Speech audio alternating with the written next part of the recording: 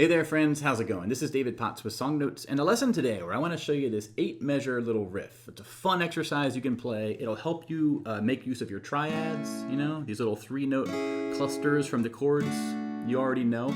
But it helps you take those chords, play them in different ways, and then I'll show you some fills that you can sort of play between these triads.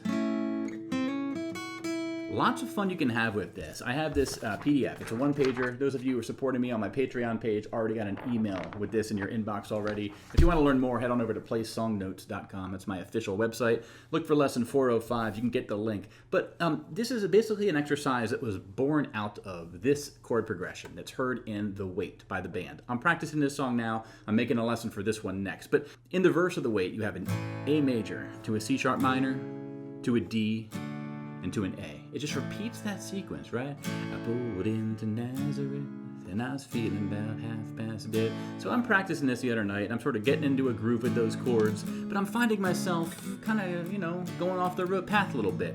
Maybe instead of this A, maybe I do an A up here. And maybe instead of the open D, I use this barred D right here.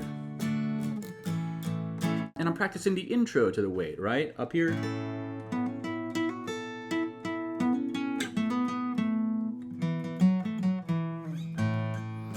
All this is in my head. I'm sort of veering off the path, trying these different chord shapes. Then I get in the world of triads, where you basically take a shape, and instead of playing the whole chord shape, you maybe take 3 of the strings. So for the A, you could do this 7-6-5 triad on the 2nd, 3rd, and 4th string. Or you could maybe do the thinnest 3 strings. These are both coming from the same chord shape, but they're nice ways where you can take this from the A, and take this from the C sharp minor, and take this from the D, and then go back to this one from the A. And right away, I'm like sort of getting myself a little bit addicted to this exploration you can do. There's a bit of, you can find contours and shapes in the melodies, right? You're not just doing full chord strumming. There's a place for full chords and for strumming. I don't have anything against them. But sometimes,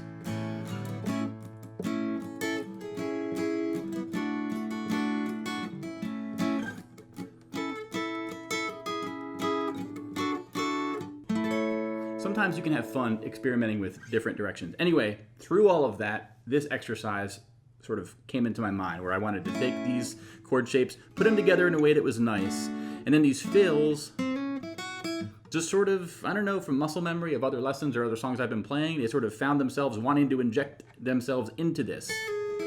So I put this together and I'm going to teach it to you now. So again, that's the prelude. If you want this, playsongnotes.com, lesson 405. Thanks to all of you who are already supporting me through your monthly or annual donations. It's just a few bucks a month and you get access to all kinds of good stuff. Save 50% on all my song sheet music. It's all there waiting for you. But let's get into this lesson and I'll teach you how to do this. Good fun with triads in the key of A. Let's go. All right, so I am going to break down this riff step by step, and I'll show you the fills and everything, talk about finger positions. But before I do that, I want to talk about the chords that are being used in this riff, the triads. If you look at them like this is in each of the 8 measures, this is the chord shape that I'm playing. And I want to walk you through these first because you learn these and it's going to make adding the rhythm and adding the fills that much easier. So now, let's look at these 8 measures and I'll show you the triads I picked. When I say triad, I'll explain what I mean there and I'll explain why I picked each one and where my head was at. Okay, so from left to right here, the first one is this A, where we're just playing the thinnest 3 strings. Okay? We're barring the 5th fret with our index finger right here, and then middle finger on the 6th fret of the 3rd string, okay? 6-5-5. Now, can you identify what chord this is coming from? If you take this 5th fret, A, it's an E shape A chord, and if you need help with what I mean with when I say E shape or A shape, you want to check out my caged lessons where I talk about the caged chord shapes and how basically these are common names we can give each of these shapes, right? So this is an A major, and if you take the thinnest 3 strings of it, you get this, and it's a triad. So triad meaning it's just three strings from that overall chord. So this is our first chord we're going to use here. If you want, you don't have to, but if you want, you can add your ring finger on the 7th fret of the 4th string. We're going to come back to this shape quite a bit. This is also the shape that gives us this sort of open version. We're not really going to use this in the sequence too much, but same shape that's fueling this, right? So that's going to be the first chord. Now this next one is a C sharp minor, and instead of doing this full 5th 5-string, 4-6-6-5-4 version, we're just going to do the thinnest 3 strings, which is this 6-5-4. Okay, and I have the shapes written out here in my little worksheet, and it's helpful to see that basically the 6 and 5 in the A and the 6 and 5 in the C sharp minor are the same on the 2nd and 3rd string, right? All that's changing is this thinnest string. It's going from 5th to 4th. Okay, that's going to be our A, that's going to be our C sharp minor. Get used to going between those. It's a good little exercise you can do. You probably could get clever and do this if you want without the bar. I personally don't do that because I'm so used to this shape, but if you want to, feel free, Anyway, next shape, this D. It's going to be 7-7-7. Now, I play this with my ringed bar finger, and I recommend doing this if you can. It's not, it's not a lot of strings. It's only 3 strings. This is a great way to get some experience barring with this finger. Okay. Now, if you have trouble with that, I guess you could use your index, these 3 fingers, middle, ring, and pinky on the 7th fret, right? So the third chord is this D, and then we're going to go to this A. Okay, so practice these in pairs. The first 2 you should practice are the 1st and 2nd ones. This A to the C sharp minor, get good at them. The next 2 you should practice are the 3rd and 4th ones, the D to the A. Get good at those, all right? Your ring finger is kind of anchoring on the 7th fret of the 4th string for both chords. Okay, now, 5th measure is going to be back to this A triad. We already know this. And we're going to go up to this E. Now, this should be a C sharp minor if I'm following that chord progression that I told you earlier, but I wanted this note, and to get a C sharp minor with that, you'd have to do something like a C sharp minor 7. And this was just too... This is a C sharp minor 7. This is too much for me to do in this riff. I can't switch to that chord quickly, so I opted for just the regular E major. E major is the relative major of C sharp minor. So they are very much... they have a very similar sound, okay? So this E major triad is 7-9-9, or no, it's 9-9-7, 3rd, 2nd, 1st string. This is a triad you gotta get comfortable with. This is used in so many different lessons. This is coming out of this A-shaped major chord. Okay, this is an E major on the 7th and 9th fret, but I'm just playing the thinnest 3 strings. Okay, so get good at this A and then this E, this A and this E. And now the last 2 chords, we're going to end with this A, so you're going to come back to that home bass. But before we do that, we're going to do D again. And the way I do D here is I sort of 7th fret on the 2nd and 3rd string. But I also do 5th fret on the 2nd string. I go from this to this to this, okay? So I'm keeping my index finger there and ready. And I'm just how to have my ring and pinky here, 7th fret, lift up my pinky. If you want, you don't have to, but you can experiment with adding either the open 4th or 1st string, right? Then we go back to that A. So the whole sequence then is A, 2, 3, 4, C sharp minor, 2, 3, 4, D, 2, 3, 4, A, 2, 3, 4, A, 2, 3, 4 to E, 2, 3, 4, D, then A. Now that transition from the E to the D is one of the trickiest ones, but check that out. When I do this E, notice how these fingers are right here, and when I go to the D, those same fingers just slide on down, right? E to D.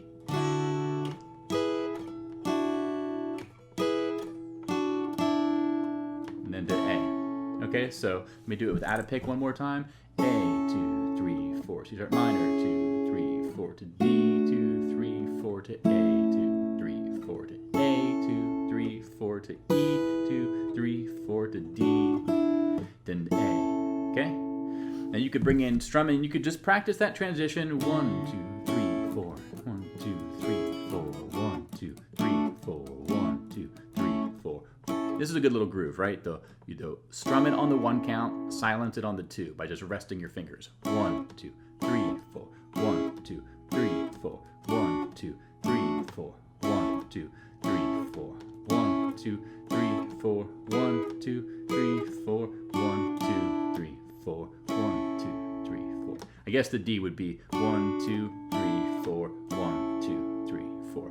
Okay, so again, these are the building blocks. Learn these triads. They're going to pay off in just many future lessons. These shapes, you can use them in any key, which is the great thing about this. But now that we have that, let's get to the main riff itself and talk about rhythm. Okay, so looking at the first line here, let's do the first couple chords and the first fill. So we're going from this A to the C sharp minor, which you already should know. The rhythm here is going to be a 1 and 2 and 3 and 4 and 1. So it's the 2 count, 1 and 2 and 3 and 4 and 1 and 2. It's kind of hard to count out, but basically, just listen to it. 1 and 2 and 3 and 4 and 1. So it's that 2 count. It's the and between the 3 and the 4. I'm going to punch it again, and then on the 1 count, I'm going to go to the C sharp minor. So that's the rhythm. I have it written out here in my tab where the punches are happening. It's kind of hard to speak out, but just notice that it's that syncopation, meaning that second chord strum is happening on the and count between the 3 and the 4. It gives it a nice little push forward.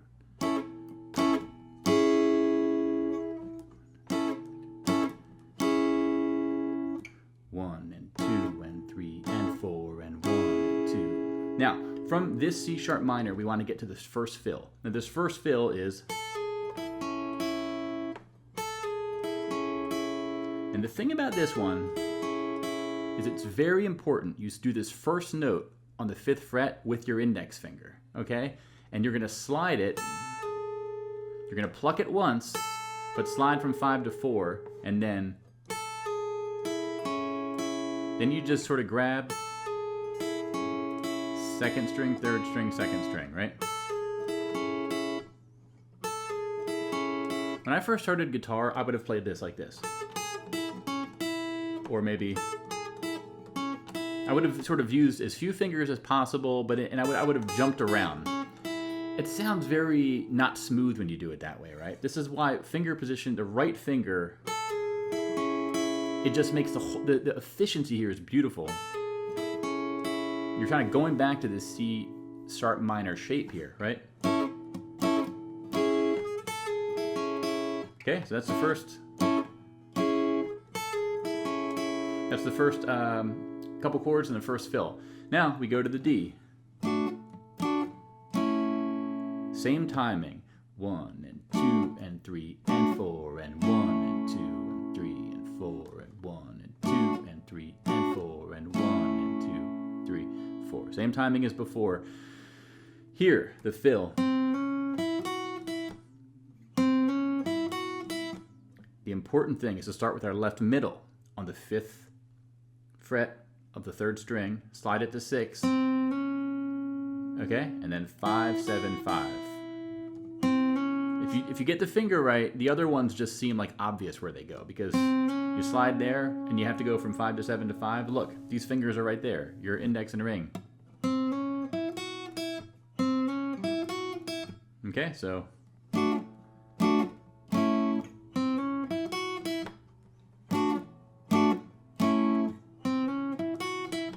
okay, and let's move on to the next line here. This starts off with this A again. Same timing, right? 1 and 2 and 3 and 4 and 1 and 2 and 3 and again. 1 and 2 and 3 and 4 and 1 and 2 and 3. One more time. 1 and 2 and 3 and 4 and 1 and 2. Now, this fill, same deal. We're going to start with our ring finger here. And look, we're going to be on the 7th and 9th frets.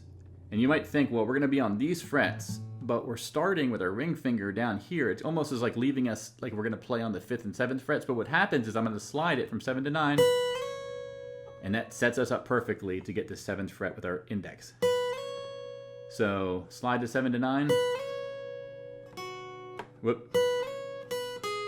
So we're going to slide up to 9 and then play 7 again with our index finger.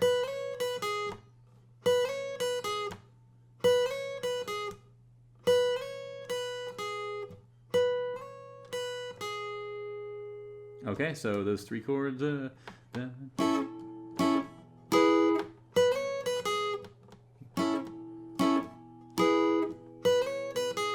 more time.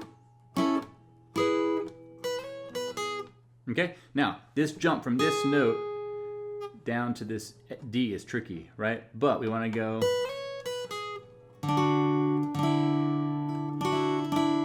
It's really the second and third strings that matter here. And then we're going to end with an A major. Now here's the timing part. This is where the timing of the whole thing changes. It's going to be on the 1 count. 1, 2, 3, 4. 1, 2, and 3, and 4. And it's really the 1, 2, 3, 4. So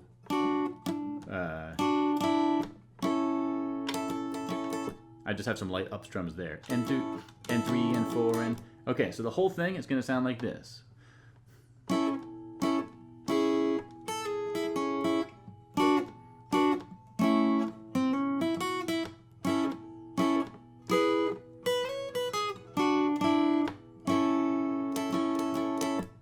Again.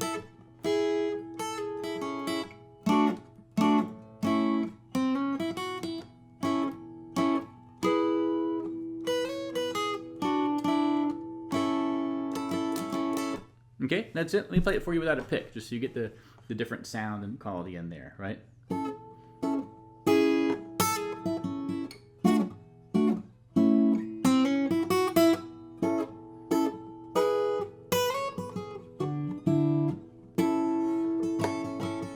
Without a pick, I kind of like the sort of finger style, the groove. I'm just grabbing them. I'm just sort of grabbing them with these 3 fingers, right?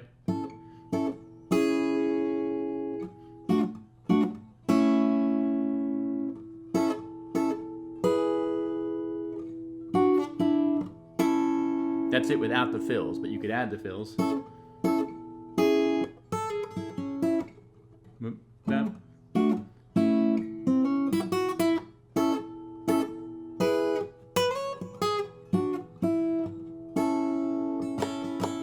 Okay, so that's basically what it's going to be. Yeah, man, have fun with this one. Again, you can get the sheet music at my website. Made it myself.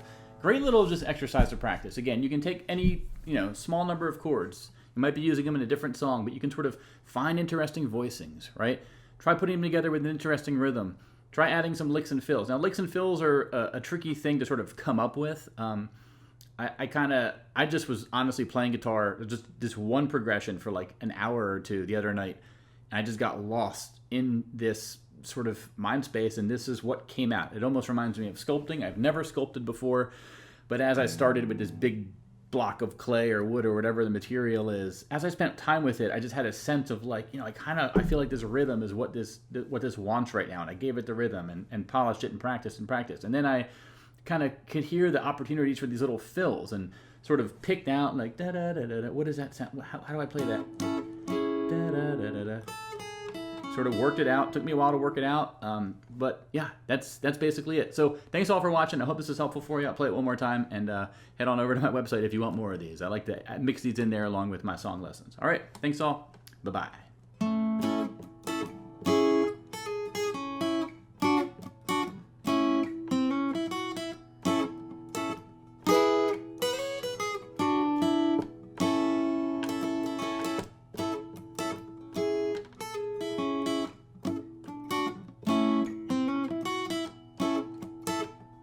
Whoops.